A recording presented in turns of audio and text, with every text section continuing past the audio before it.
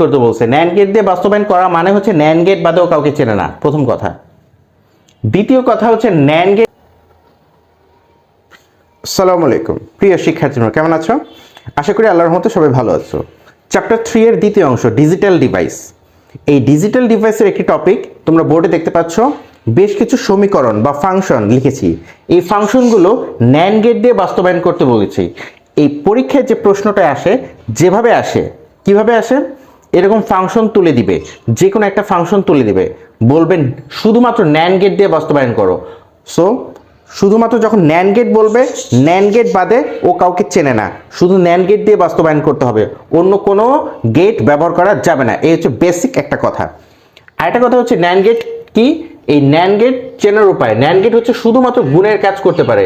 NAND gate শুধুমাত্র গুণের কাজ করতে পারে। সো গুণ ছাড়া ও কোনো কাজ